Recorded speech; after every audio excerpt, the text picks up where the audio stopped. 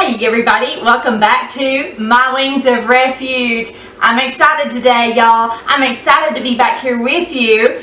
And today, let's talk a little bit about tomatoes. So probably right now, if you're like me, you have tomatoes coming out your ears. And so last year I planted 24 tomato plants. This year I planted 50. The majority of which are paste tomatoes, and then I have these beautiful ones here, which are my Cherokee purples, one of my favorites, which are very meaty also, so you can actually use them for slicing and eating, but you can also still use them for canning. So what do tomatoes and prostitution have in common? Well, let me help you out. It's puttanesca. Have you ever heard of puttanesca? I love puttanesca, and I love the name puttanesca. How cool is that? So when I make my pasta sauce, I've been naming it puttanesca. Well, I mentioned this the other day in a group of my friends, and most of them usually say, "Ooh, what's that?" But I had one friend who said, "I know exactly what that is." And then she told me this story.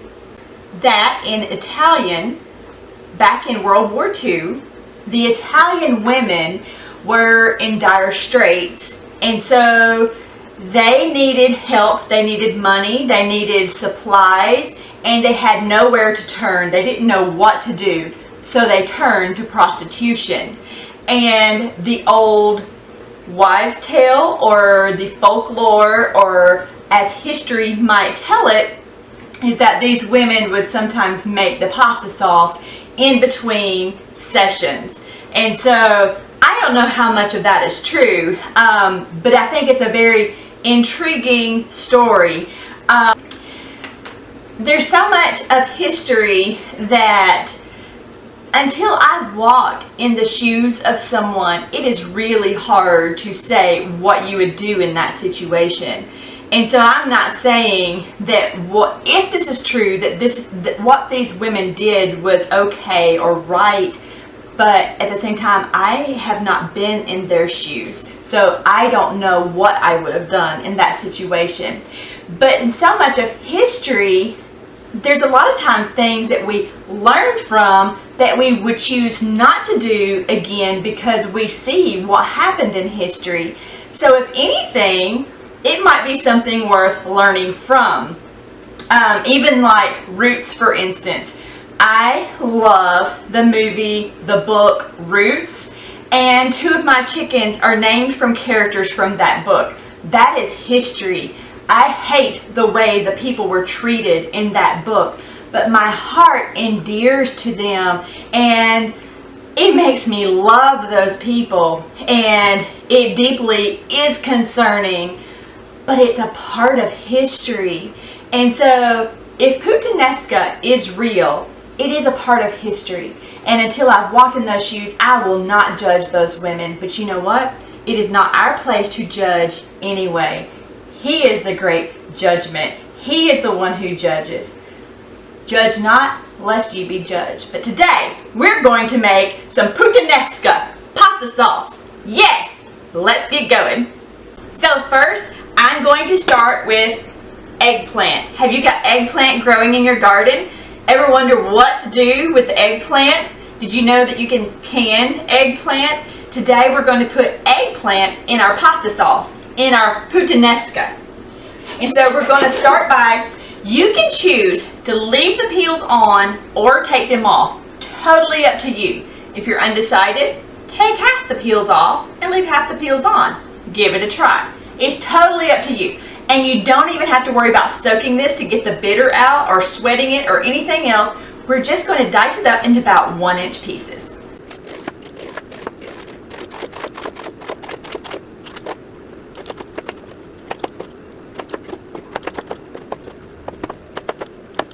We're going to bake at 400 in the oven as soon as we get all this diced up.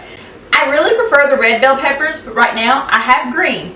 Any of them will work just fine. You can even use poblano peppers. So for the bell peppers, we're actually just going to cut them really in half. Remove the core and the seeds. and we're going to bake them face down. I just remove all the stuff out, and we're going to lay them face down. I like to pull the little pithy parts out as well.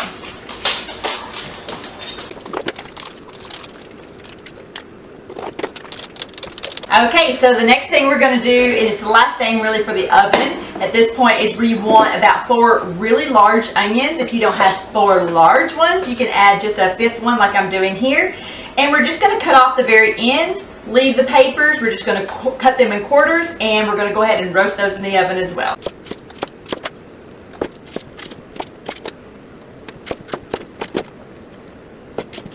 So we have our tray here of our eggplant, and then we have our onions and our peppers, and we're just going to pop them in the oven for 30 minutes. So our timer is going off.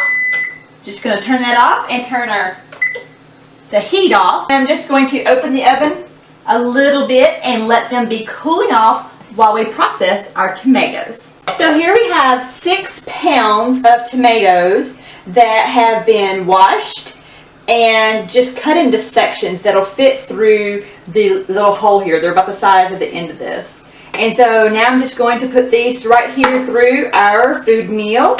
If you saw our video last week, how we make salsa so much easier, you will see exactly how the food meal works. But if you don't have a food meal, all you have to do is cut your tomatoes in half, and then you want to bake them in the oven until the skins kind of turn a little charred for you, and then let them cool and pull those skins off.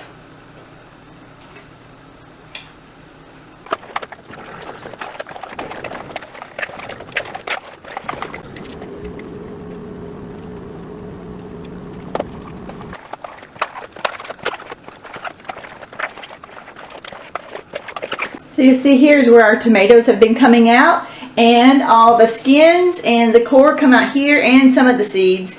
We'll have a few small seeds in here, and that doesn't bother me a bit. So we have our beautiful tomatoes here. We're just going to pour them right into the pot.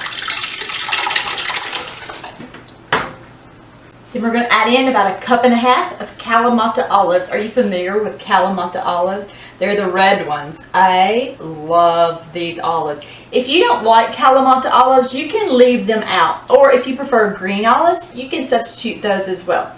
But we are adding in our beautiful Kalamata olives. Then we're going to add 6 cloves of my homegrown garlic. So next we're going to add 2 cups of a dry red wine or a red cooking wine. Just be mindful that if you use a cooking wine, there is always salt added, and so it can be rather salty. So before you add any other salt to your recipe, be sure to sample it or taste it first. You can also use a bone broth or chicken broth or some type of broth. Also, if you would rather do that, but this is going to give it some fullness and some body, and it's going to be so delicious. And don't worry, if you're using real wine, the alcohol is cooked out, so no worries. Then we're going to add 1/2 cup of balsamic vinegar. I love balsamic vinegar. Whenever I'm sauteing onions, I like to add a little splash of balsamic vinegar. When I make my homemade pizzas and I pull them out of the oven, I top them off with just a splash of balsamic vinegar. It's delicious. You will love it in this sauce. So I love capers, and we're going to add the entire jar of capers to this recipe. It's smelling delicious already. 2 teaspoons of salt, or more to taste, your preference. 1 teaspoon of pepper. Okay, so our onions and peppers have cooled down nicely. Look at this caramelization. I love it. So we're just going to peel those papers off now, this outer shell. And I'll just toss that out later to the chickens or the compost bin. And then these I'll put right in to my food processor. On these peppers, we're going to peel these skins off here, like this. If you leave a little piece on, it won't hurt a thing. Yuck, it's sticking to my fingers. Okay. So So we're just going to go through and do that to all of these.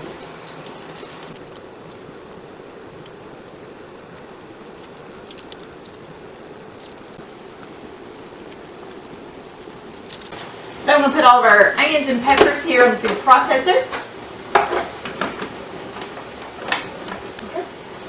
I'm just going to chop them up.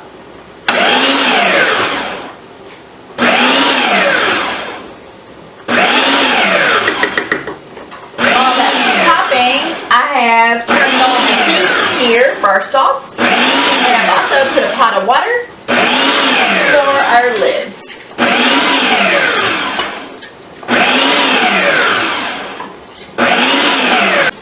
Okay, so we're just going to put our onions and peppers in.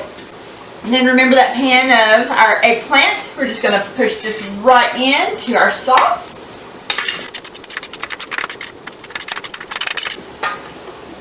Now we're just going to bring this to a boil, and we're going to let as much of the liquid cook out as we want.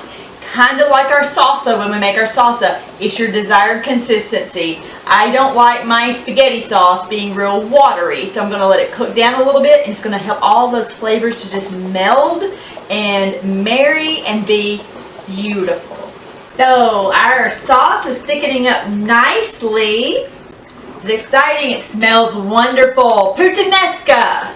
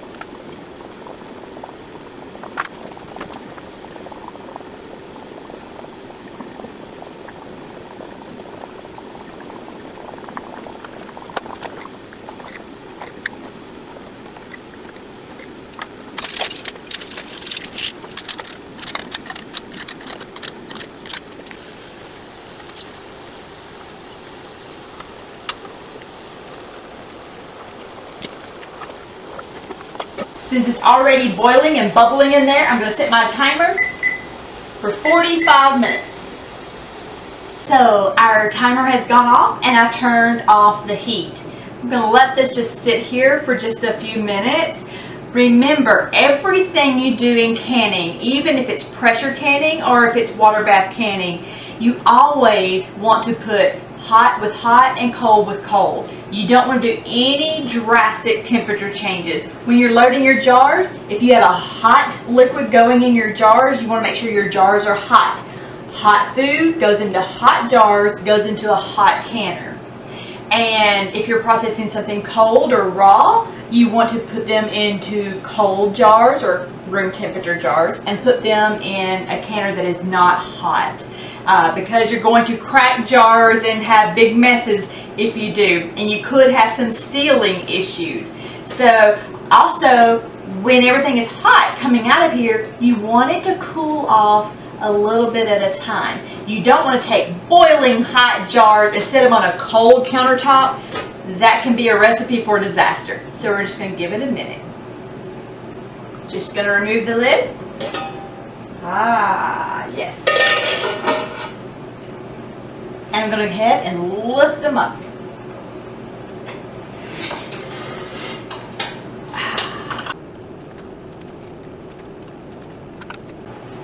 I heard pop.